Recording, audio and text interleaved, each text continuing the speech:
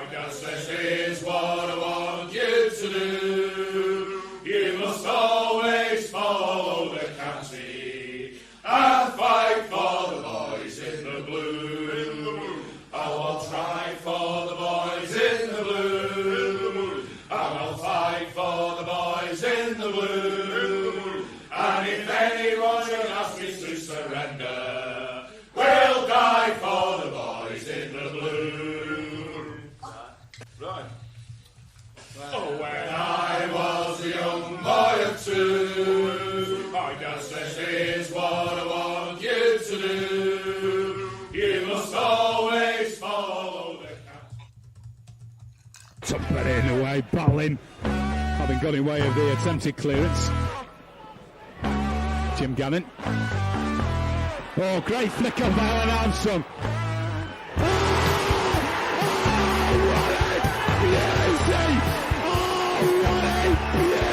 It's against Bradford, but here's Warburton! Yes!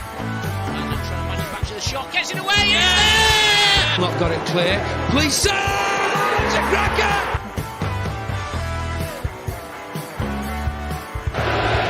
Running Armstrong, played in the game, and a superb goal!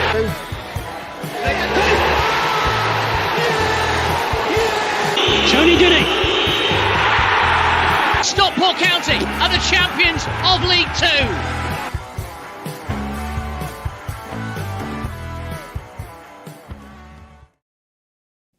Hello and welcome to another episode of the Scarf Bagara War with me, Russ Johnson. I'm delighted to be joined by Jimmy and Andy, members of the podcast. Russ. Hello. Hi, Russ. Hello. You all right? That is amazing. We absolutely love that new intro. Well done. Sorry to have the first word there and say that was class before you did your intro. But no worries, that was class. Nice new intro. That pre-season goal was awesome. It was. There were so many that we could have put in there. That I could have put in there. But yeah, I think we've got a good set. We can always change it. We can always change it up if we need to. I forgot on the Tony Dinning celebration in front of Nicky Weaver as well. That was brilliant. The way just like that shithousery straight in front of him. Wow, scored by penalty. Sod you. Do you know the story behind that penalty? Alan Bailey got fouled, didn't he? No. Is that not the story behind the penalty? Oh. Well, not how the penalty was awarded, but the way it went. So, Tony Dinning's wife. Bear with me.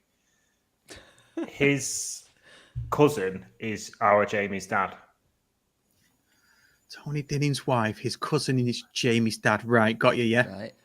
Yeah. So Tony Dinning was obviously pally with Jamie's dad, and he told the story that he told, I can't remember, one of our players where he was going to put it. The City player overheard him tell our player, so he went and told Nicky Weaver. Mm-hmm. Our player heard their player tell Nicky Weaver and then told Dinny, and that's why it went the way it went. Otherwise, Weaver would have saved it. Nice. Mint. Like it. Right, it's good. Yeah, I like that. I told you, Russ called it. I'm full of knowledge. Yeah, you are. You are. That's the opposite of getting the reses, isn't it? What's the opposite of getting the reses? Get out the reses. Yeah. Fish it out the reses. Yeah. I feel like sometimes we have got a guest coming on, by the way, just to let everybody know. We've got a guest coming on very, very soon. But what I wanted to just do first before we get him out is just have a chat with you two, really, because it's the graveyard shift traditionally, this for the podcast, which you've never been on at this time of year. Always struggled really because there's nothing to talk about county wise. England hasn't started yet, and generally you can't get much out of that anyway. We are going to talk about the season tickets. Really positive about that, and some of the rumours. And we're going to talk to our guest, obviously. What else has been happening in the world of county? I know it's the Father's Day sale went on today. Was there anything else? I think most importantly, I've got some memorabilia behind me. That's I've been doing with my for the audio listeners. Yeah, Jimmy has memorabilia behind him. I do. 2 shirts, signed football. Boom. Lovely. Where's yours, Andy? Great, but yeah. Got mine. There. You can't see it over the lighting. But yeah, it's actually part by. Is it the Steve Ridgewell? Is it Steve Ridgway, the Stockport artist? Yeah. Father of Chris Ridgway, who was on the boxing podcast that we had the other day. So if you've not seen that, go and watch that. That's really good. Stopfordian boxer, Niall Brown. Could make it big by all accounts, by the sounds of it. So mates with Phil Foden as well. He dropped a couple of names in there on that interview. He did, and he's boxing 21st at the Bolton football stadium. I think he said. Yes, it's a suite in the stadium, isn't it? Is it? Okay. Like they do at County. I think it's a big room. Steve Holmes says boxing podcast was a great listen. Cheers, Steve. Yeah, if you've not listened to it, get on that. It's really good. I'm on there with Chris Ridgway. Chris Ridgway is on our show. So yeah, good stuff. So we're going to get out a special guest who's new to County, but he's taking the bull by the horns. So we'll let him explain what how he got into County. So we'll get out a Swedish person called Joel Goldman.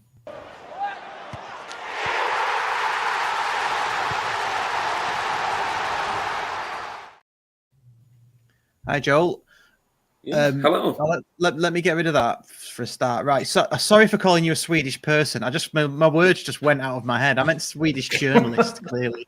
Yeah, it's not a protected title, and I'm like in the middle of it, so it's okay. I am a person and I'm Swedish, so it fits. You are a person and you're Swedish, yeah. So far. So what we'll do, we'll come to you and your story later. But first, I want to talk to everybody really about some of the news that's happening this week. I don't think we've got much, unless anyone's going to tell me any different. But see, 6,500 season tickets sold. That's the cap. How good is that? Jimmy. Brilliant. It's brilliant. Yeah. I mean, end of discussion. Yeah, I don't quite know what to say to that. I reckon we could have sold more. Obviously, the club has a cap to allow walk-ups to get tickets, I guess. But yeah, I reckon we could have sold 7,500, 8,000. I'm sure of that. Is the cap? So do you think? I think we may have talked about this already, but when they start grading the stadium next season, obviously they're not going to be able to sell more than 6.5 plus walk-ups if they're closing down, say, the railway end to upgrade that, are they? Because if you've got 7,500 tickets sold, but then we can only let in 6,500, you're going to have 1,000 people pretty upset that you're with me. No, I'm not with you. My maths wasn't my strong point. Say that one again. Right. Right. Let's say you've got 10,500 seater stadium, which is what we've got. Yeah. Yeah. Mm-hmm. Say they do. They gave a cap this year of 8,000 season tickets. Yeah. Yeah. Mm-hmm. I see. Yeah. Right. And they close the railway end down next year to do the work. Yeah. You're going to have no walk-ups available whatsoever. Yeah, I get that, because if you lose 1,200 in the railway end, that brings you down to, 9,300. You need, 10% for away fans? Two into the railway. I thought it was 1,200. It's the railway and not 2,000. Could be wrong. Anyway. Mm-hmm. But it still applies, doesn't it? If you got a cap of 7,500 season tickets this year, still there? Yeah. I mean, I don't know if there's some official EFL guidance that says, look, you have to leave a certain amount of the ground free for walk-ups, or maybe, I mean, obviously selling season tickets, we're selling the physical seat for a reduced amount of money anyway, aren't we? If you buy your season ticket for, 400 quid, 24 games, whereas if you sell a seat to a guy or girl turning up on the day, then you get more per seat, don't you, rather than selling to season ticket holders. So maybe they're doing it for that. Maybe it's a cash flow thing as well. I don't know. Maybe they want to keep cash flow coming in throughout the season as well. I don't know, but headline is 6,500, the most season tickets that we've ever There you go. I'm closer. Thanks, Si. Si always knows Well, stuff like this. to be fair, Simon, you should always round up a number, shouldn't you? You never go down a number. Well, when it comes to actual seats, I think you should be bob on. Simon says 1,354 for those who were listening to. And I the bet he's audio counted every single one of them because that's the sort of man that he is. Well, I wonder if Si's is he what do we call it? A blue dot pervert? What do we call it? like Ryan, my mate is, left bollock. He's a blue dot. He's looking at the blue dots all the time. Thanks for everybody that's commented in, by the way, and thanks for everybody for watching live. People are commenting in, and we've got some things to talk about, which is great. Things that we might have missed, perhaps, that they haven't, which is always good. So that's good stuff. So yeah, I think whichever way you look at it, 6,500 season tickets. When you look at the history of this club, I mean that's a record anyway, isn't it? When you look at the history of this club, that's just amazing because we've never had it before. I've never known it before, even in the Championship. Not even. I don't think we're even close to this. No, and if you think about the question is getting in the National League. Yeah. Yeah. So the question is, Joel, have you bought your season ticket for next season? Are you going to be flying from Sweden every other weekend, Manchester Airport, decent links, I'm sure, with your season ticket or not? Well, I didn't get the chance to, but if I get the chance to see a game, I will take it. Hopefully when it's muddy and rainy and you get a pint before and then you see those great tackles from Horsfall. That's what I love to see. But probably the best time to play football is like when it's cold, when it's rainy. Even if people hate it, they want a sunny game. But I think it's the charm of it, especially English football. So if I come up, it's probably around that time. But it's hard to get time out for it when you study and work full time. So. Yeah. If you do come over, I'll shout you a ticket. We've got a spare seat next to me, and you can sit next to me. I'll get you a ticket. I can't say no to that. I'll get you a pint. I'll get you a pint as well. There you go. A plane and a ticket. I'll get you a couple of pints. Don't worry about that. And right, because Waggy's not here, I'll get you 5. Yeah, and because Waggy's not here, he can buy your flight over because he's very generous like that.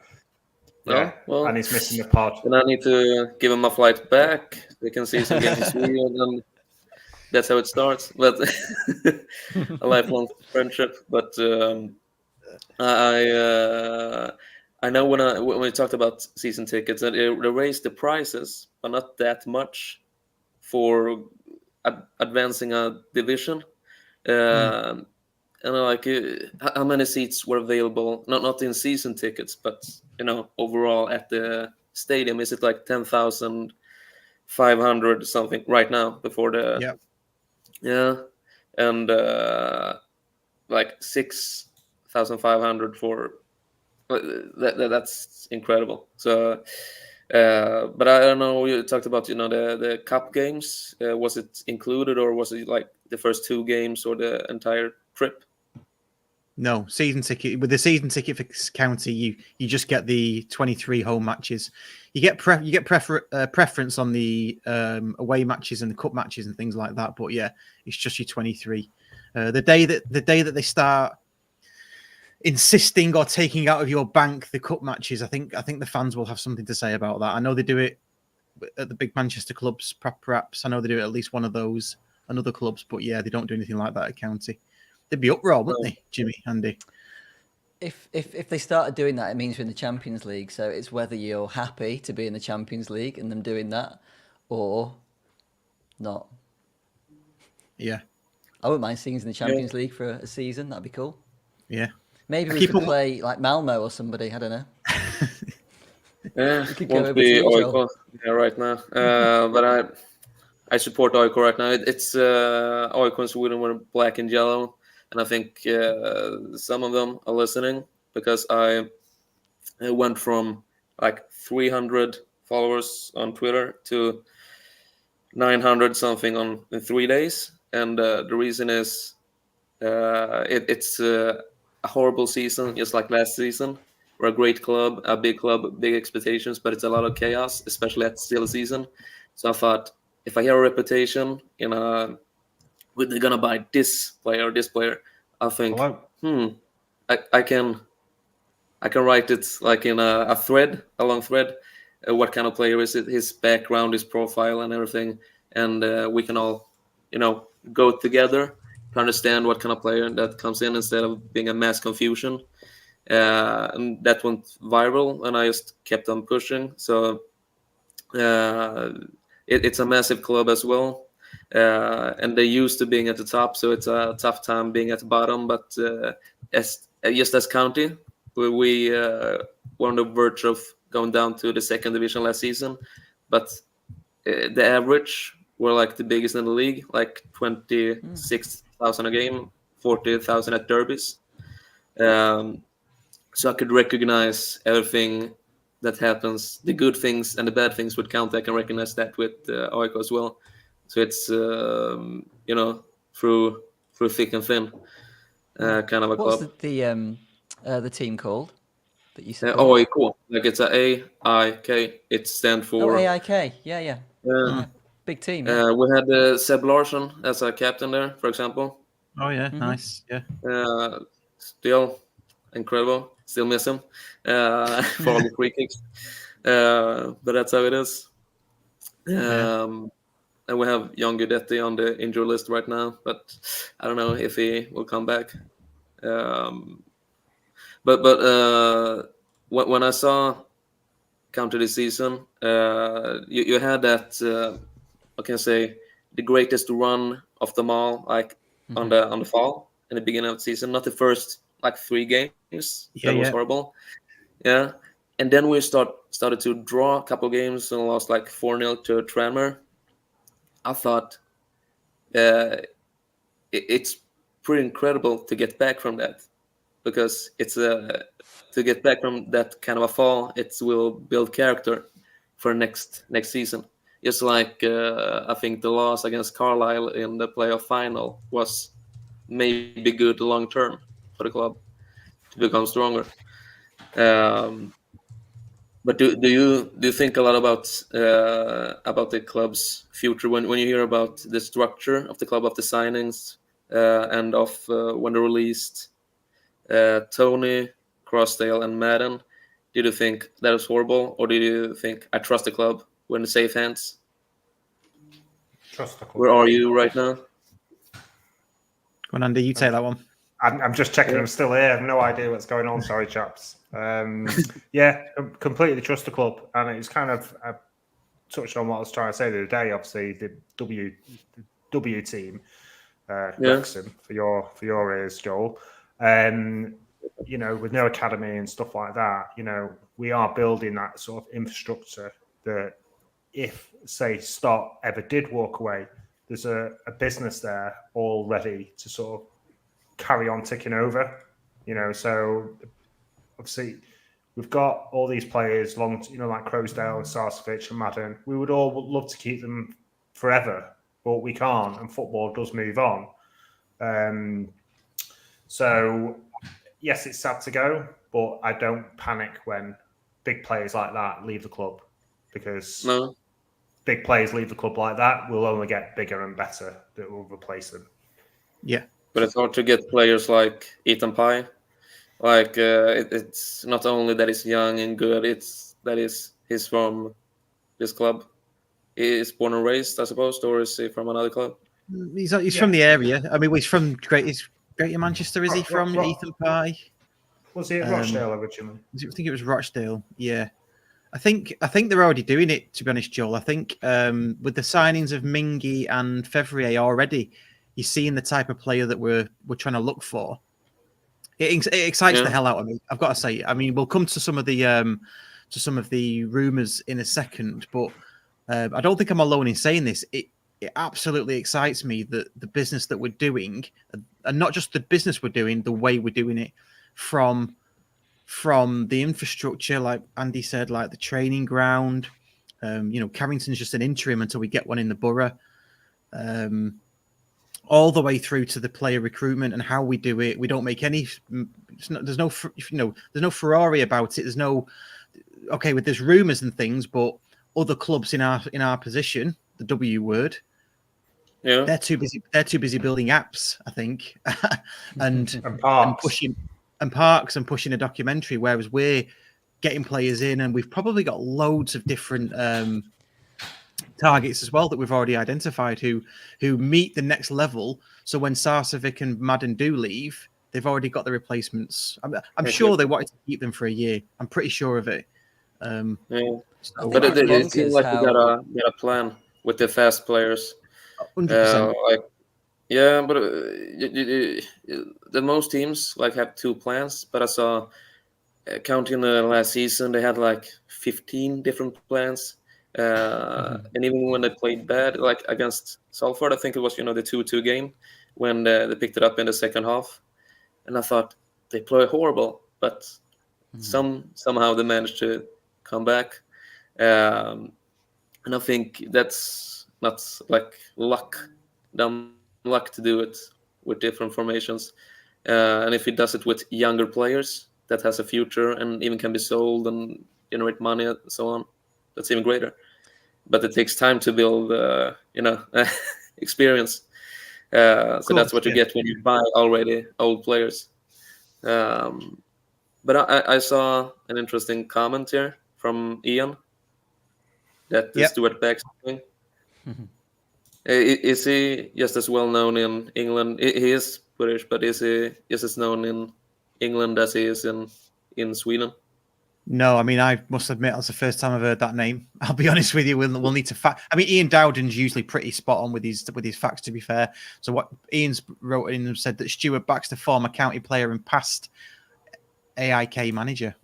Yeah, yes. But because he took us to the Champions League, and that's why everyone in AIK hates Barcelona, because we had a lead against them, and then we made a double substitution, and Guardiola made a corner anyway, and they scored, so we hate them. But then Stuart Baxter said to the journalist, "This is the fucking Champions League," and that's not famous. And all the coaches in the next coming, until recently, was had a connection to him, so they were the Baxter boys. So I think this is when we kicked the last one, that was the final straw, maybe something. I mean, we should temper our excitement, really, because he played 4 games for us in 96, 97. Maybe 4 great games. It's in 1976. 77. Yeah, 4 great games. Yes, so yeah, but I'm just. Yeah. So going back to some of the other, I mean, we'll carry on the chat. Going back to some of the new. Well, going back to Jimmy, actually, Jimmy, you didn't get a chance to answer that. What the whole thing around the club, how we're doing our business, does that excite you as much as it does me and Andy? Listen, I mean, if Mark Stott was saying that we were trying to sign Wayne Rooney after being retired for 2 years, which is basically what Rob McElhenney's talking about with Gareth Bale, we'd all be saying, what on earth is going on at this club? So the way that he's conducting himself, the way that the whole team are conducting themselves, I mean, it's very difficult to get anything out of the club now until maybe Sam Byrne sort of announces it maybe an hour before it's officially announced. That shows that you've got a tight-knit group of people in the positions that are looking at players and scouting and speaking to agents and things. So that's just brilliant. The players we have been linked with, Lewis Bate, this Fiorini guy from City. Yeah, you're right. They fit this profile that we're looking for. And whilst it is a shame that we've lost legends of the club, Madden, Sarcevic, Croasdale, people like, and they've all helped us. Scott has been vocal in saying they were there to get us up 2 divisions. They were there to get us from the National League to League One. And then we go again to the next project. So this next group of players that we're putting together to get out of League One and then challenge in the Championship. And we all know that as much as we love the players that, Joel, you've mentioned and I've mentioned, by the time we're in the Championship, they're going to be like mid-30s. The legs will have gone. So they finished on top. They finished like at the peak. We'll say that in like 10 years. Exactly. So I'm absolutely over the moon with what they're doing, and long may it continue. Oh, let's do that. Another comment mentioning Andy Kilner. So that was, we'll get. Hold your horses, Joe. We'll get to all that later. I know you're excited.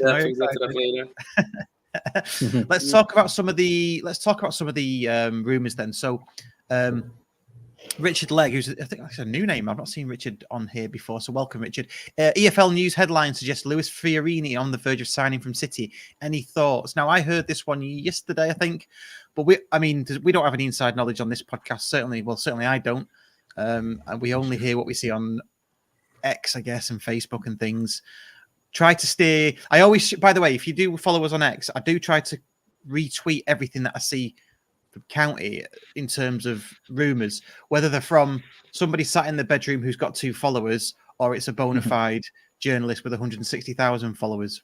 Generally, you sort of believe the one with 160,000 followers, don't you? Generally, like Sam, and I think, and then Sam as well. If Sam tweets, Sam Burney's kind of like the go-to really on all things concerned. So this one looks like it's a goer, doesn't it? That other guy seems pretty reliable when he messages. The guy who messaged about the City, Peter O'Rourke. Yeah, so he's the one with 100. Peter O'Rourke, over 100,000 followers. So you tend to take that as well. He knows what he's talking about, doesn't he? So Luis Fiorini. Then, anyone heard of him before it got mentioned on X? No, but nope. I saw a comment on Facebook. And it's straight away makes my blood boil. But shouldn't we be going for more established players? Players that aren't coming out of an academy. But this guy's played for Charlton and Blackpool last year, I think it was. So Charlton. He's already got Charlton. Oh, Charlton, right? Wow. Not Charlton, but Charlton. Yeah, right. Charlton, not Charlton. Charlton. It's your posh Cheadle accent. I couldn't work out what it was. Posh. I think you're posher than me, doesn't matter. But yeah, so he's got that League One experience already, or he's got games under his belt, so he knows what to expect. So, but other than that, I've not heard anything. I don't know much about him, other than he's been released as well. Cheaper? Oh no, he hasn't been released. I'm getting my players mixed up. He's played 90-odd games in the last sort of four seasons, and he looks like he's gone off the boil a little bit. So NAC Breda, 36 games, August 2020. He's 22 years old now, so he'd have been 18 back then. 44 games for Lincoln City the following season, where I think he was under Michael Appleton there. I think I've read, and he scored 6 goals for them. The following season after that, he went to Blackpool, but only got 14 games, and then Charlton last season was 5. So I don't know whether that was injury related or he's fallen out with the manager or who knows, but maybe we've seen what he can do from the beginning of his career when he's sort of 18, 19, 20, and we're thinking, look, if we bring him into a club which has got a lot of young sort of lads coming through as well, I mean, you've got to also think that if you're a young lad and you can play with like former England under 21 players, like Fevrier, Tanto's pretty young himself as well, it's probably a nice place to come into rather than joining a club that's got loads of journeymen and you're like the youngster, maybe getting the mick taken out of you or whatever it is. So I think the more that we sign these sort of players, the more we're going to be attractive to more of these players as well, which can only be good for us. Yeah. Yeah, and you've got to think as well, you've got to add on to that the structure around County at the moment is what I call it unbelievable. When they come and I bet players come and look at the whole environment and think, Jesus, yeah, I can really progress here. And then when you've got a club as well where it's winning matches and it's on the up, you can sort of think, well, if I sign a 2-3 year contract, I know this only going to go one way in the next 2 or 3 years, isn't it? Which is either steadily up or up, quite dramatically. So it's not a basket case of a club compared to maybe Charlton when he was there. Blackpool and Lincoln. I mean, the other thing as well is I always put this onto it.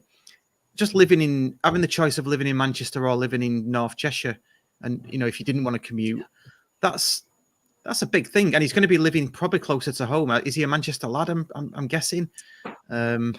He's Scottish, so I don't know whether he's sort of came down here. I mean, he's played for Scotland under 21s, 1917s as well. So I don't know. Right. Okay. So let's discount he's not that a Manchester lad. But to live in, where would you rather live, Lincoln or Manchester? If you're a young lad with plenty of money, I'd probably want to live in Manchester. So you've got to consider all that as well to get the best out of a player. And our staff have showed that they do get the best out of the player, which is more often than not, should we say?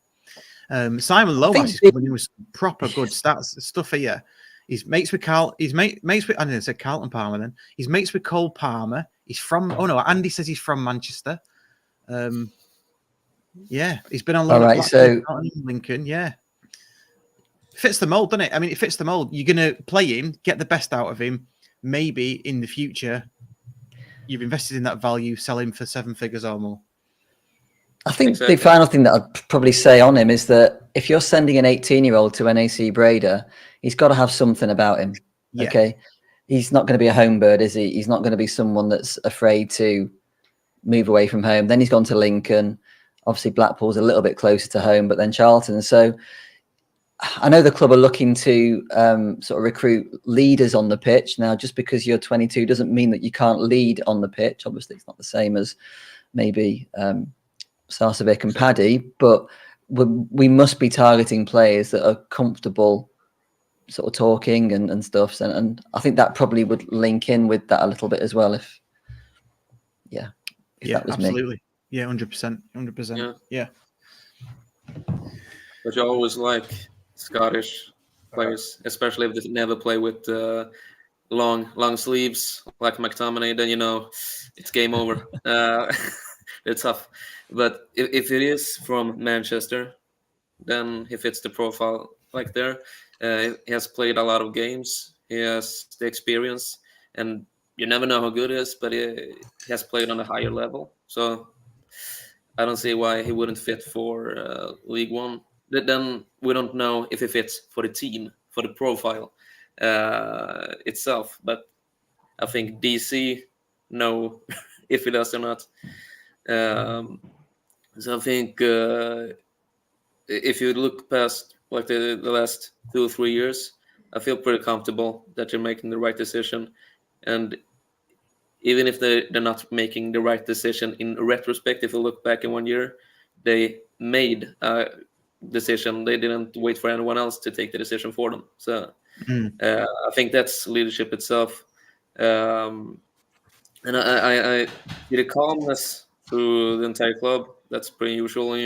You talked about the harmony, and I think, like you said, I agree. If you come to a club that isn't toxic, I think that makes like the entire difference if you will develop or not, or if you want to stay or not.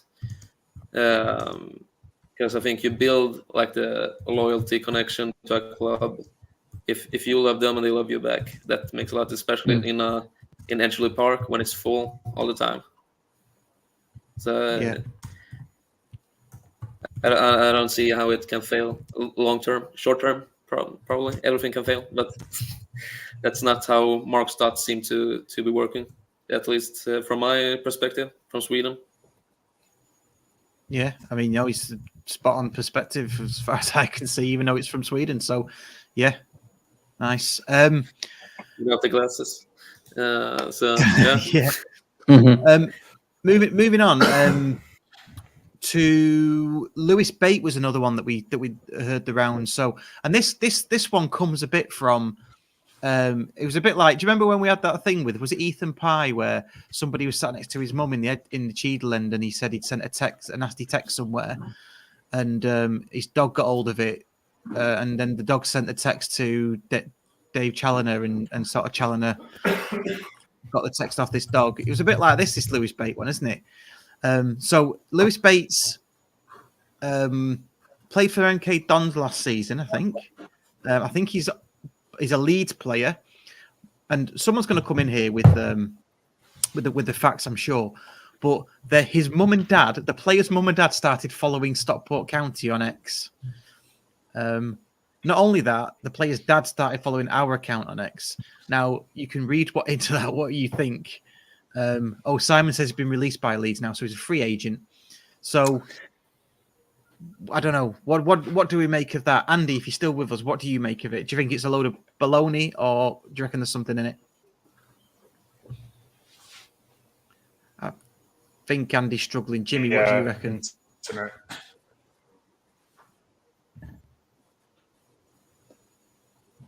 It's worse than mine.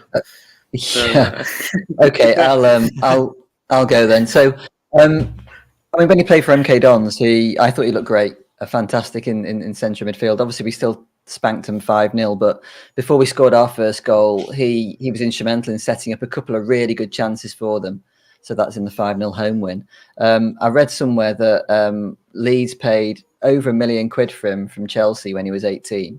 So the kid's got to have something if a championship club, maybe even they were a Premier League club at that point, they were sort of signing him for that sort of money at 18 years old. There's sort of parallels to a winger that we had on loan last season who should remain nameless from a fee point of view. So again, fits the profile perfectly for us, doesn't he? Love him. Yeah. So if we can get him, it's only rumours, conjecture, but yeah, if we can get him, I think he would fit in really well. And you got to remember, we've got Camps, we've got Powell. They're our two main midfielders, aren't they? Really. So if you've got those two round him, although we are looking to sign these younger players, also it's whether Mingy plays in midfield or not. You do sort of feel that there is room in the squad for that sort of age of player as well. And I think we're going to see in the next couple of weeks more 24, 25, 26-year-olds signing for us because the transfer window's opening, I think, tomorrow, if someone can confirm that. Friday. Friday. Yeah, so it's good when you mix it up. That's going to be the next phase of sort of players coming in then. So it's all good. But do you know if Bristow was on a loan from Minnesota or something like that from the US? He's gone back. Do you know if? Yeah, I can't see us signing him. No, but I really liked him. But I know we got when they buy players now, they buy players that can play on two positions, like the total football. Like you can play on the entire wing, like you're fast, but you're technical as well, and you're aggressive, like a left back, a wing back, a left midfielder, and then like on the wing. And also you can play like if you're center back, you can play on either one of the side, or a central midfielder that can play up or down as a holding six or anything else. I guess it's hard to replace. It's hard to be better than Turai, like Ibu, but he gave it a shot. But I don't know. I think he could have a bright future if we sign him. But I'm not sure. Yeah, not forgetting Jimmy, William Guy Collar. I know the message. Can't believe I forgot him. He was injured most of the season, wasn't he? So yeah. Forgive me for that, guys. was Collar was before? No, Collar wasn't before Stop, was he? Collar was before. He was a Rusk signing.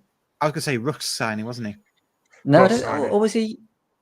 Was he a Rusk signing? Yeah, I think he was Rusk's first signing. Now, I'm sure the comments will come in and tell me if he wasn't. But talking about value, and I know you didn't miss him off on purpose, obviously, clearly, but he was one of the, as soon as he touched the ball in that first game that he played, I was like, he's a player. You can just tell by the way he goes about his business, and he took his control and things like that. He was way ahead of everybody else. I said dead early on, I reckon he was going to be one of the players that's going to go for 7 figures before everybody else. I thought we were going to really turbocharge him and he would fly out the door. But obviously injuries got in the way of that. And I'm quite glad really, because we've still got him and I still think he will go higher. But now I'm thinking some of the players we've got in and we're looking at, they're going to be better than Collar, aren't they? Collar might, I won't say struggle to get in the team, but he's not going to be, I don't think he's going to be first choice on the team sheet, is he? No. Am I back? Maybe not. Sorry. Go on, Andy. Go on. Sorry, I didn't know whether I froze again or not. But no, I think it's going to struggle because we want more robust players as well. He's a quality player. But is he going to be hampered with injuries again and in and out of the team and what have you? And I just think with the quality of players that we are getting in already, I do think he's going to have a big fight in his hands. But he's good enough. He's good enough to have that fight. But yeah. I think we may end up sort of rotating Collar and Powell. So if we do end up playing Powell a little bit further forward, which is my thinking, I've said this on the pod before, you may end up finding that they sort of dovetail each other rather than maybe playing together. I don't know. We'll see. Yeah, but I think maybe as well. Just one,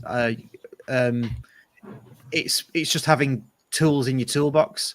So Chris Crowder's pointed out that he's a box-to-box midfielder. He is. We probably haven't got a box-to-box midfielder unless we sign one. So when you need a box-to-box midfielder, you play Collar, don't you? When you need that up and down the pitch, maybe when you're all out attack and you're going to be on top for long periods of the game, you don't need Collar. You probably need somebody else in that position. So horses for courses, maybe. Sorry, Joel, you're going to say something? No, but the games when they wanted to play Madden, Kyle Wooden, and Tanto at the same time. Tanto his speed is incredible. Kyle is a big guy and is really smart, just like Madden. Then Madden went down as an attacking midfielder, as a link up between the midfield and strikers. And I think Nick Powell can do that job if we want that three on top. Then he can also go down if he's needed in the back, so the wing backs can, continue to progress, because it's really hard to defend when you have those fast wing backs attacking on both sides. And like I said, we have Camps and Collar. And it was a lot of injuries last season, but then every player, I think they performed. Like the loan-in from Aston Villa as well, Richards. He played as a Richards, yeah, he was good. And I think I loved Lemonade Evans. Lemonade Evans, yeah. The greatest name. He's brilliant. He was really, really good, and unfortunately, he went to worst club. Was good luck to him, but not to Wimbledon fans. They're pretty mad right now, I suppose, for his new club. But I think if you have a thinner squad, you don't need to pay all those hefty wages to everyone.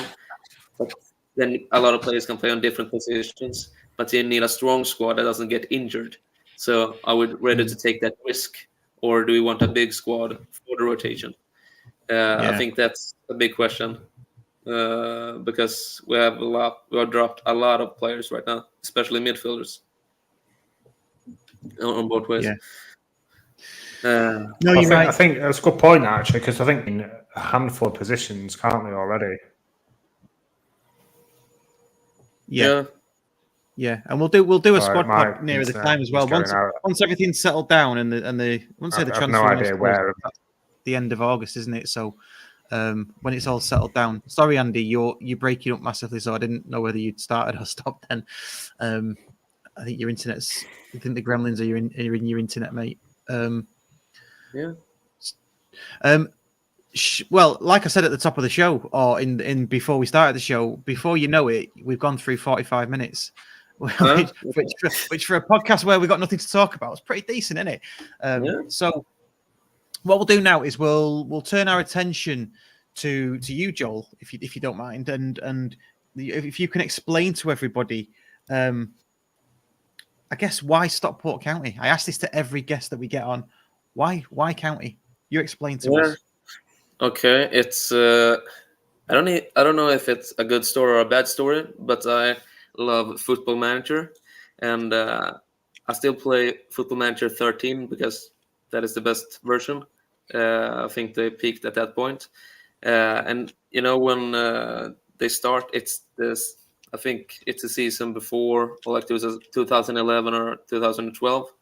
So it was the last season in League Two, but I just looked for a club that was, had a lot of history, tradition. Oh, and in a big city. Oh, you have these big clubs as rivals, but maybe no titles there, and so on and so forth. I didn't know that I would support a club that would be in the drains for a decade, but I think that makes everything like better. Like you're not chasing glory, you're chasing something different. And I think that the last 2 or 3 years, we have a football podcast in Sweden that is called When We Were Kings, and they're so detailed. It tells story about either a specific year of a club or a player, and it was the episode of Manchester City, like 97, 98, when they were relegated to the third division, and it talked a lot about county there, and I felt like no one except for me and that person knows who Stockport is in Sweden, but I felt the even bigger connection, and I thought I can't stop playing with this team. I started a new save on Football Manager in 2020 on a slow ass computer. I'm still on the same save. I'm like in 2054 with county. So you remember like the old players like Danny Whithead or Armstrong and Newton. I don't know. You get mixed up with new players. But I can't explain deeper than that. But in March, I think, when I'd studied history for a year and I started journalism, and they said if you want to study like sporting journalism as well later, start writing for the site Swedish Fans or Svenska Fans, because it's the biggest amateur news site. A lot of journalists write there too, but they write for one specific club. And I love lower division football in England. I'm in love with it. Like it's so far away, but yet so big if in comparison to the league. Like I want the English football, but without the dark money in the same way.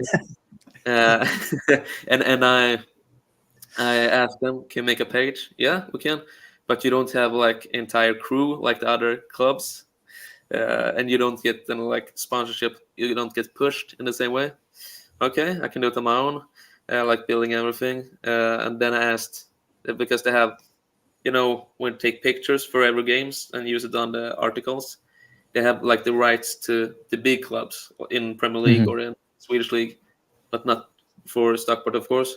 So I emailed Steve Billis and asked, can I use this? And I said, of course. Thank you. Nice. And and then I just start writing, and I think I get, without pushing, like 300 readers every article. So I write before every game, after games. I write about Barry. I write about the history. I write about this podcast, for example. That's how I got in contact with Russ. And I, to summarize it, I just fell in love with a club that's bigger than the trophy cabinet shows. And after a while, it actually did show, because now we're in the League One. And I don't think I need to roam like paint it up as a like more beautiful than it is, but I think it's the charm of English football with an old club with a lot of traditions, because you're from 80, 83. You get back your original colors like in the 60s. Then you went dark for like 30 years, like in the 4th division before Bagar came. So it's the story everyone needs, really. And I have enjoyed it ever since March. And I think I will write a lot more when the season starts, of course, but not only about the games but maybe about the supporters. If I could interview supporters, write articles about you, and get down there to Stockport to go into a game and have that experience as well. Nice one. Yeah. Nice one. So we'll post links to your writing, your site afterwards. We'll post links to that, and any I'm sure there'll be loads of county fans who'll speak to you and to get give you their perspective when it comes to supporting county. I'll write in Swedish, but I think you can translate it in the browser. Yeah, you can browser translate, can't you? But what makes you think that Andy can't speak Swedish, by the way, Joel? Can he? No. No. To be fair, I do have a book about how to learn Sweden because I did a driving tour around there about 5 years ago. So, yeah. Oh, so basically, we went to Denmark, then did the bridge out of the water. Went and spent some time in Malmo, which is a gorgeous place, and then went to a place called I don't know how you pronounce it. How's Joe or something? South Joe? Yeah, somewhere like that. How do you like 2 hours? 2 hours south of Stockholm, and then went to Stockholm for a few nights. But yeah, good. Yeah, if you pronounce it better, I could probably know where it is. Yeah, but yeah, it starts with a J.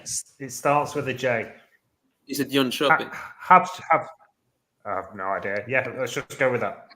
Yeah, well, it's a beautiful city as well. So it's yeah. Joel, I just wanted to bring it back to your journalism, and they. I mean, we've spoke about this before, haven't we? I think you've put it into words, but they asked you, didn't they, what club you wanted to do, and all the big clubs were taken up, and you chose County, didn't you? You could have chose any club that maybe didn't have any journalists. But you I chose said County. OFO was busy, and I said Arsenal was busy, and you didn't even have a page on the Swedish fans page. So I was like, is it even possible? But I think it's tougher, but I get a lot of freedom. I can write whatever I want. But I thought like Arsenal, I like that club as well. And AIK, of course, you can write in Swedish and you can probably interview the players and everyone easier. Because, like I said, it is a big page and they get big journalistic prizes every year. So I think it would be both an educational part, but I think this is even more educational to take your own responsibility. Like Jimmy said, it's the leadership, not the age. So I think that it was self-clear when I thought, oh, these two clubs are full. You can't write them. I didn't think, oh, screw it, I want to write at all. My first thought was like, I want to write for County. So if it's that obvious for me, then you probably should do it. Yeah. And as an aside, you might be helped as well by, I hate to say it, but the Wrexham documentary, because I'm sure you get Disney, you get Disney Plus in Sweden. I'm pretty sure there'll be people watching that and putting two and two together, maybe seeing your writing, looking at that, and we're getting mentioned on it quite a lot now. Probably secondary to especially against when we played against them. So exactly, yeah. Even the latest episodes, we got.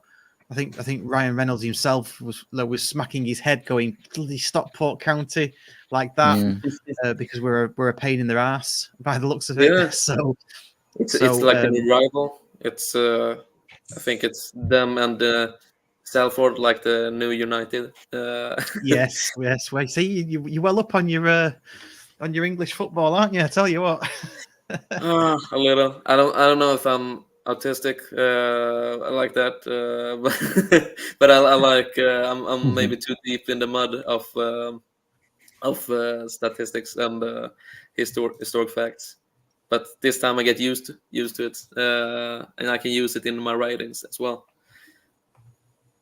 I love to do it in the match reports. But I spoke to Russ, and I know a lot about your history, and that's in the article, but I don't know much about the other ones because it's 2 Jimmys, but the second one isn't here, or is it 2 Andys? How was it of the members in the podcast?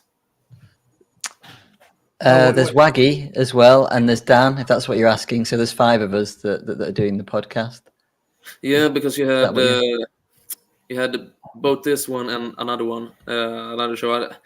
Cool. Yeah. So I usually listen to them on Spotify to get that. Yeah. You know, you go down to like sleep because I have a hard time sleeping. You just listen to. Thank you. That's the one that I do, mate. Yeah, I get into it not because it's sleepy, but because you can get into that feeling when it's all silence around you. But yeah, we'll take that as a compliment, mate. We'll take that as a compliment. Yeah. No, it's not sleep at all. I think, but if you take a differ from other podcasts, they're like they some keep of you them awake. are yeah, when I'm awake, there's some of them are too stiff or too like customized up, but it feels real. It feels like when you talking to friends. Like I already knew you before I joined the podcast today. So I think I usually listen to books or podcasts when I try to sleep, and I don't sleep a lot. I think it's like 4 hours a night for the last 1.5 years. But I get my coffee, so it's all right. And then I have Sounds like you're drinking too much coffee, mate. Yeah, I was going to say, yeah. Maybe.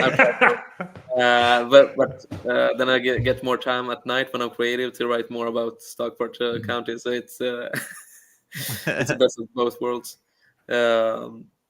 But Andy, how did you get into? Did you get in to county when you were a kid, just like Russ, or when did it start for you? So I was basically a United fan up until 96, I think it was. Yeah. And I used to get taken to the games, and then who took us moved away. So my mum was still going to county, so I wanted to go and watch live football. It was me and my brother that he stayed being a United fan. He was happy to watch them on TV, but I wanted to stay and watch live football still. So went to a few games with my mum, fell in love with it, and I remember being told under no circumstances at the age of 15 was I allowed to go to Grimsby on Boxing Day at the age of 15, and I snuck that's out what you did. and got in a coach. Got in a coach, went to Grimsby on my own, and home and away as much as I can, and love it. Yeah, absolutely. It's those years as well. Once you go, it's it is. Yeah, that's what Russ said. Years, That's exactly what Russ said. When you're stuck, when you go to a game at Etchley Park, you're stuck. And when you go to away games without your parents, it's even better. I think that's it. I think that's one of the real big hooks. There's loads of hooks, isn't there? But going to an away match without your parents, but Andy, you just that was yours. It was definitely one of mine. Yeah, I think before I continue, Oiko had another arena. We play at a plastic national arena right now, but we played at Råsunda, and it was, I think, like one of the biggest games was like in '58 when Sweden played Brazil, Pelé's big final, and it was a lousy stadium, but it was a really great stadium as well because it was an old football stadium, and I remember going to those games and getting the feeling that I watch a lousy game with 5,000 people in the winter, or I watched the Europa League game against Cavani's Napoli. It feels the same. It's like, doesn't matter how bad they perform. It's like you're not there for only the game. It's so much bigger. And I don't know if we're 3 out of 4 so far that got that experience, that we're stuck like when we were kids, and even more when we were teenagers. Was it the same for you, Jimmy, or was it earlier than that? Yeah, I mean, I started as a United fan as well, up until about the age of 12 when I started going to Altrincham and Stockport County. Whichever team was playing at home, I went to watch for about a season.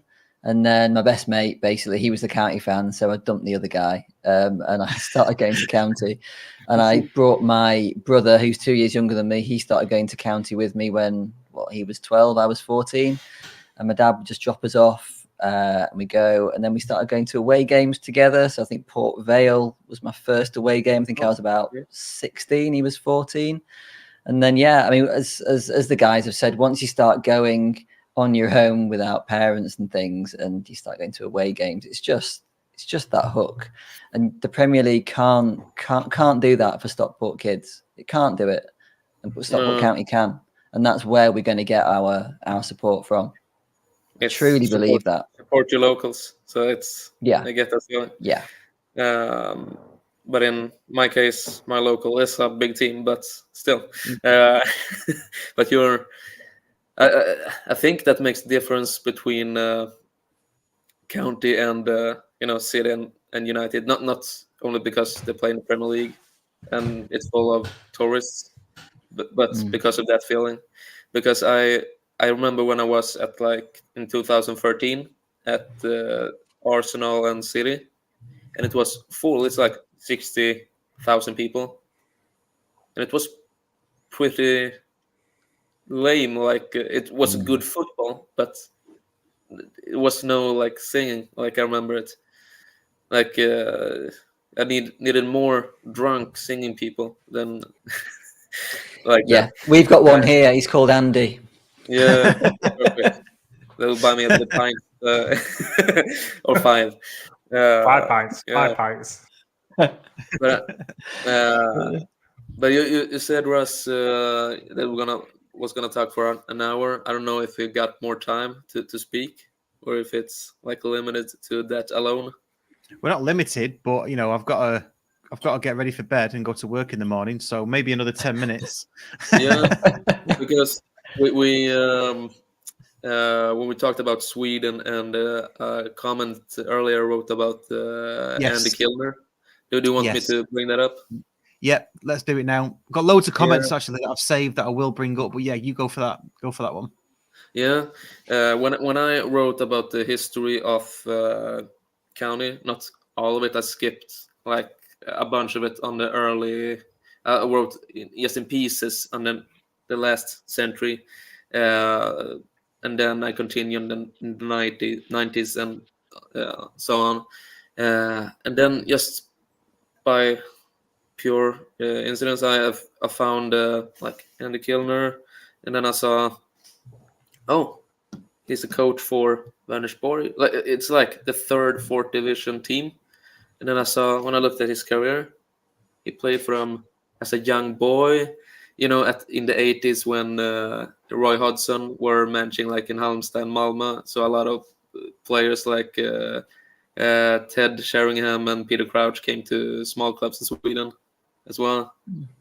And then I asked him, can I call you up? And I thought that would be a good interview. But he was the most interesting, detailed storyteller I ever could imagine. It told me about his parents, about all the coaches, about all the players. And for example, when I got the mugs, like I told you, Russ, from no pen draws, but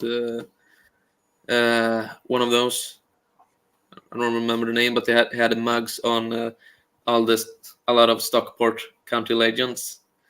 And then I showed it to him, send a photo, and he could talk about at least everyone he played with.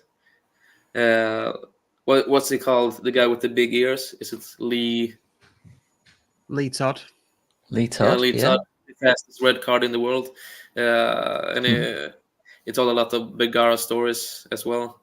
But then I thought he told me the life story up to that and why everything happened. But it was pragmatic. I could play for United because I was a United fan. My parents were right in the middle of a divorce when I was a teenager, and they took me to a game and they wanted me to sign for United. It was what do you call the babes in United, the Busby Busby. Babes. Yeah. And, but he was standing there and thought, no, screw it, and signed for I think it was Burnley instead. And then when he met United in a last final, he broke his leg. So one of those stories. Yeah, but he still lives in Sweden, and he had a similar story with Vänersborg as Stockport had from the 60s to the 90s, because they played in the 4th division for like 44 years. And then he brought them up to the 3rd division, and it's still there. But he still lives in Sweden, in Vänersborg, and I think his new girl is about to have a baby, and she runs a hotel. So I think, it's going to be a great road trip and a great interview, and I'm going to take some great pictures, like the real journalistic work, like I did at a newspaper in May. But I don't know. It's he is one of the persons I think should be on the podcast for a guest episode of some sort. Well, if you've got his number or a contact for him, let me have it, and we'll certainly ask him if he wants to make that happen. Definitely. Yeah. Then you can give me the number to Gannon, and we'll mix up, and I can write a story about him. But absolutely, absolutely. Super. No, but I think I'm all over the place right now. But I think when I write the article about Andy in July or something, I think it will be more clear and detailed, because in text I can sit there for a week and make it more clear. So I don't think podcasts is the perfect fit for me. Not if you want it to be under 1 hour at least. It's never under 1 hour. Yeah, if you want to be above 1 hour, I am the great guy for that. But I would, and to round it off, people can see my tag like under my name, like I can see yours. At the Joel Goldman on Twitter, on X. So in the top of my profile, I think have like links both to this episode, but also to 2 articles, and then we'll get to my page on Svenska Fans. But it's articles about Russ and the podcast, and about the county story. And then you can, I think you can not comment on old articles, but you can comment in the forum. So that's always funny. And last but not least, was one person in the comments, also Andy and Natasha. That said, so we'll go through some of these. So I'll go through these in order, because there's a few that I want to get through before we finish. So, come back to the Sweden thing in a second. So Sia Lomas says, just as a news point, there was 15k raised for PE kits, which did I miss that news? But there was that news that we were going to start raising money for PE kits for the borough. So that's that. The trophy has completed its tour now, I think, or it's at least got 1 or 2 days left. I think it's done the rounds. So massive kudos, fair play, congratulations, all the above to Steve Bellis for doing that, because that is one effort, isn't it? Going around to near enough every pub in Stockport and beyond. Jesus Christ! I mean, fair play. That's one massive hangover. Yeah, I'll be driving, or it's one massive taxi bill if he's on the beer. The other thing was, so PJRC says friendly with AIK needed. Of course, county and AIK. Yeah, if you can make that happen, Joel. I told you that we played in the black and yellow, or black or white as our away kit, and I need the 3rd kit, but I couldn't get it in the shop. The black with the yellow details. So if someone can get it for me, I would appreciate it. Then I would bring like a AIK shirt back in favor or something. Oh, you mean our black and yellow shirt? You mean our black and right? Okay. Yes, because AIK plays in black and yellow, and I think there will be a great friendship between the clubs. Yeah, I'm not sure. What size are you? Depends on the day, but not after the county game and 5 pints. No, but if it's if it's slim, like then I normally take large. But if it's like bigger in the size, you can take medium. Medium. Yeah, but I told you that's the worst thing with Brexit, to buy things from you. But I'll make it worth it. So yeah, going back to some of the comments. Then we'll take that offline. Looking to get you a shirt. Don't worry about that. Andy Birchenough, Fredrik Bin Lerkson and Jonas Larsson played for County under Andy Kilner, both Swedish players too. Yes, we know. I met Jonas Larsson once. That's been coveted in previous podcasts in the past. Yeah. And then Sialomus brings it all down, saying Adnan Chirac. He's a Swedish player that played for County. And he was manager as well. Yeah. Yeah. Probably less said about that, the better. And then Johan Hammar. Yes, he's a centre back, tall one. He plays for BK Häcken right now, so he was a Swedish champion like last year, 2 years ago. When did he play for us, Johan Hammar? No, it's like a loan. I think it 2013, apparently. Right. February 2013 to March 2013. They've also got Ola Tidman. Do you remember him? Ola Tidman was. He was quality. a Swedish goalie. He was a good player, and he went to Sheffield. Yeah. Well, yeah, he went to Sheffield Wednesday. Yeah, I liked Ola quality Tidman. Goalie. Yeah. And then finally, Andy Natasha. Now, this is a good comment. So Andy Natasha says, "Great listening to Joel tonight. As a Swede who grew up and went to school in Stockport, I've been following County for near and far for over 30 years." There you go. So you've got a comrade already, mate. Yeah, that's a really cool comment. So if Andy got Twitter, he can write a comment there, and I can add him. That would be great to write back and forth. Have a new pen pal. Yeah. Digital pen pal. Yeah, digital. Yeah.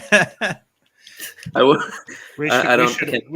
should have a podcast work trip and go and see AIK play football. Yeah, they have 3 Englishmen that's in Sweden. They have a podcast called What the fuck is Allsvenskan? So yeah, you know. So they all go around to the games and then name the teams differently and so on. But I think it's a lot of football tourists at the Swedish games now because we don't have a VAR and we have the 51% rule. So I think people go there for the 51%. It's the same in Germany, isn't it? No, it's not totally because you can go around it a little. But for example, the members of the club must own at least 51%. So like a company or a rich person can buy majority stake. That means the members vote on the meeting yearly, annually. Like we don't want this. We want you to work for this when you meet the FA. And all the big clubs have decided we don't want VAR, or we want to keep this rule, and so on. That makes the UEFA bosses mad, but still, we love it. So we may suck at playing football, but we have great attendance, like full at every game. Like we have 25. 3 other clubs have like 20,000. Malmö, Djurgården, Hammarby, something like that, and Gothenburg, of course, blue whites. So I think if you come to AIK, you will love it. If you are in the stands to sing, you won't see the game because it's too smoky, or you can sit at another stand and see the tifos. and the flares and everything. But I can show you some clips on some derbies later, so you can show it to the rest. Yeah, sounds good. I don't see any of the games to our club either, so. Yeah, I used to watch an old derby before I got here because I was nostalgic, and because we won, of course. But yeah, good stuff. Yeah, good stuff. Right, I think we'll end it there. Joel, thank you so much for coming on, mate. I really appreciate it. Thank you for allowing me, even if I don't have the proper English, but I'll get better. Mate, your English was great. Trust me. Yeah. Really good. Oh, I could be from Liverpool, so it could be worse. Yeah. Oh God, no. Let's hope not. No, I'm just kidding. No, right, before we get ourselves into trouble with Scousers, let's wrap it up. sorry. Right, no. Cheers, mate. Andy, Jimmy, cheers as always. I'm sure I'll speak to you very, very soon. Cheers for everybody for watching and listening. Please do like the show. Please rate and review us on any podcast player that you are listening to us on. It really does help. And thanks to all the patrons. Jay Enrile as well has made a significant donation via Patreon as well. So thank you to him. That's a really good gesture. I thought I'd mention that. Yeah, good stuff. And I will leave you with a video and to play you out. And thanks to everybody. And we will be back next week, hopefully celebrating an England win on Sunday. We'll see in the Euros, which we didn't get to talk about, but I'm sure we'll talk about it next week. All right. Cheers, everybody. See you later. Thank you. Bye. Cheers, guys. Bye. See you later. Dave, final word with you, because you started the season off in dodgy form, shall we say. You haven't signed a contract yet. I mean, surely your future must be confirmed now. Oh, here's the chairman. Don't worry about that. We've had a deal. We've shook hands. That's it. It's going nowhere. You're not going to lose this guy, are you? No, I don't think so. What does this mean for Stockport, semi-finals of a major cup competition? Well, I mean, just imagine what it is like. It's unbelievable. It's fantastic. But I think we've deserved it. It was a wonderful game. It's fantastic for the club, for the players, for the manager, for me, for everybody, for all the hard work. Can't believe it. Celebration start here. Party time. Well done, guys. Okay. And here's the cigar. No, don't you worry. I've never left one out in my life. I tell you what, if I was that chairman, I would have his signature on a piece of paper tonight.